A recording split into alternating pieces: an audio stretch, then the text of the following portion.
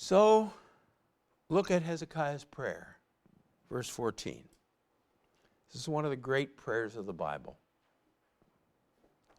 Hezekiah received the letter from the messengers and read it.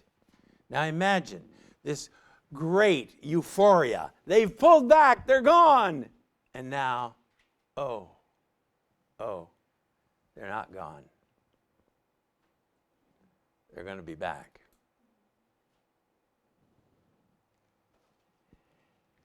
Now look what he does. I love this. Where did he go? Went to the temple. And he spread it out before the Lord. I like it. I imagine him saying, Lord, have you read this? The Lord says, yes, I have, as a matter of fact.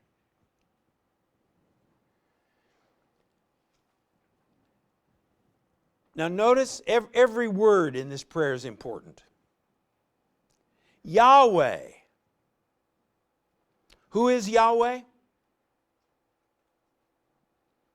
What's the text say? The God of Israel. You're the God who has given himself to us. You're the God who has created us. You're the God who brought us into existence. You've got a stake in us.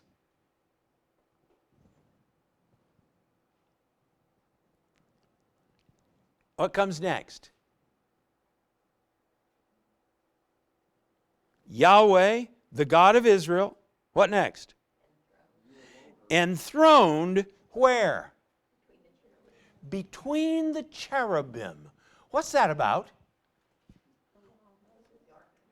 The Ark of the Covenant, the law of Moses. God says, I will meet you in that space above that box. Now, we don't know what cherubim looked like.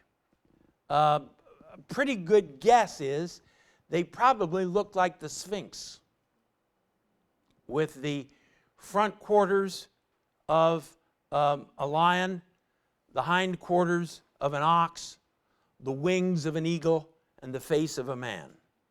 That's a guess. Nobody knows. But here they are. So this is Yahweh, the God who belongs to Israel, the God who made Israel, who is the king, but the king who is particularly seen in the context of the covenant. The covenant God. You swore to us, if we would be your people, you would be our God.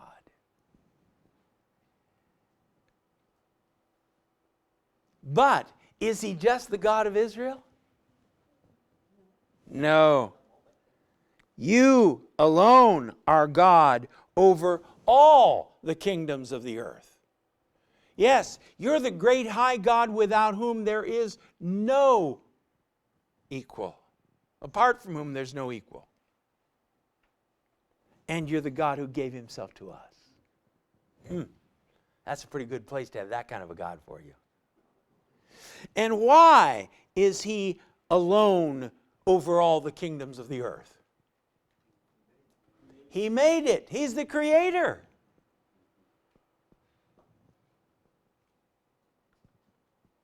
Somebody taught Hezekiah some pretty good theology. It's not just because you're bigger than other gods. It's not just because you're better than other gods. You're the only God because you're the only one that made the whole show.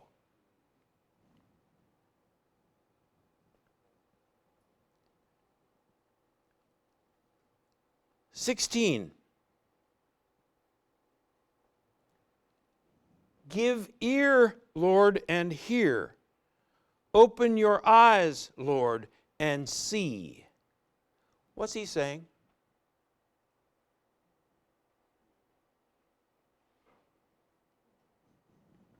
Does God have eyes?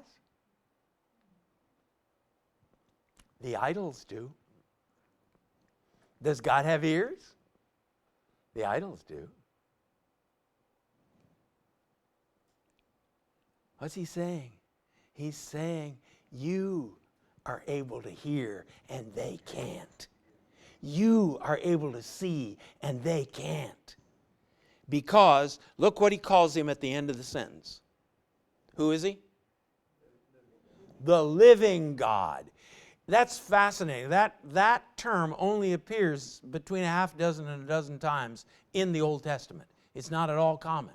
But the places where it occurs are very significant.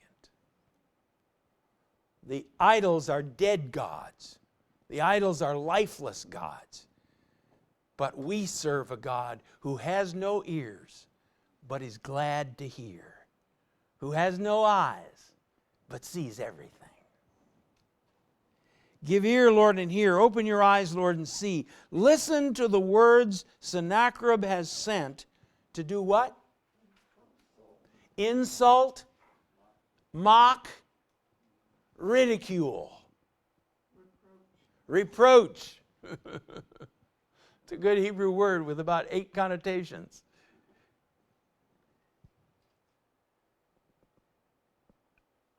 Well, now, is that what Sennacherib meant to do?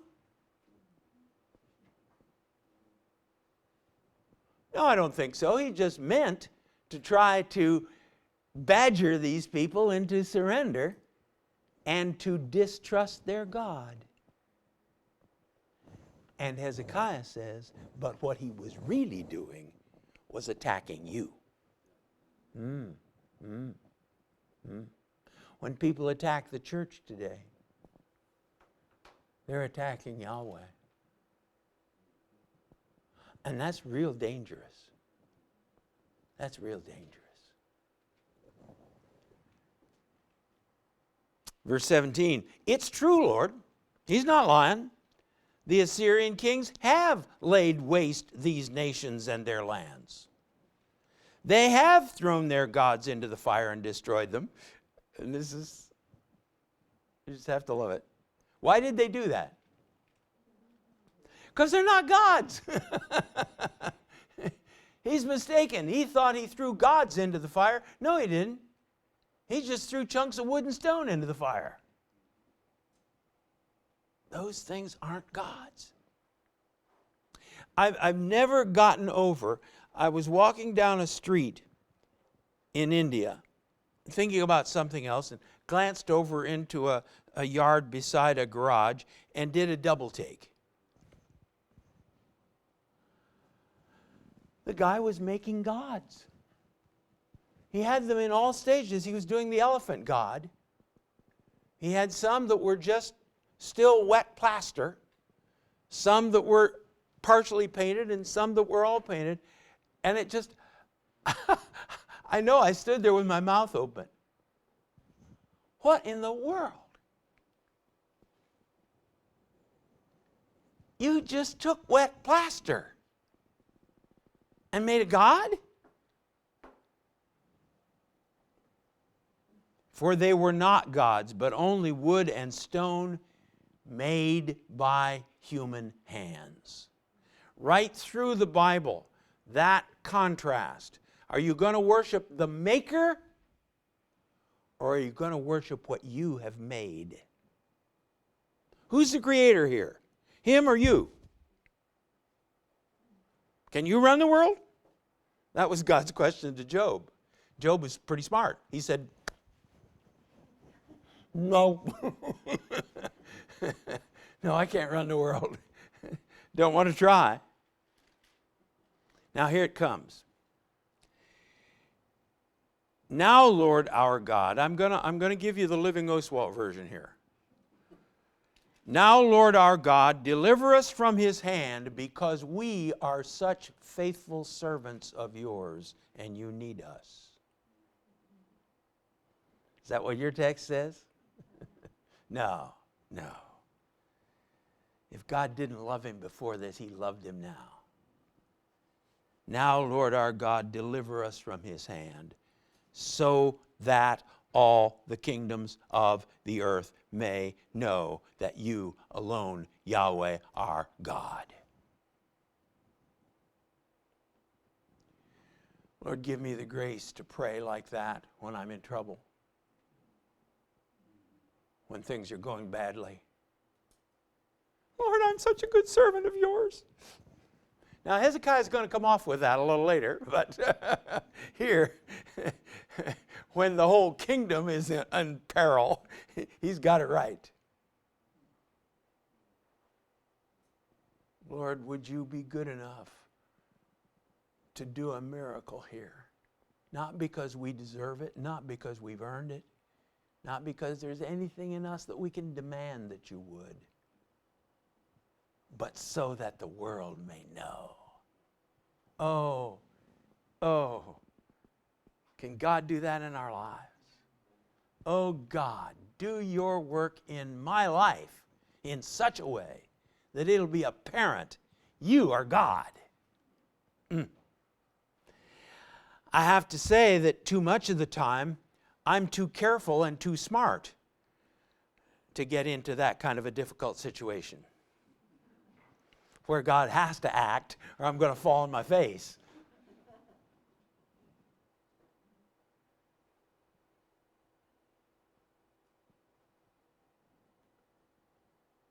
And sometimes when God maneuvers me into that situation, I get upset with him.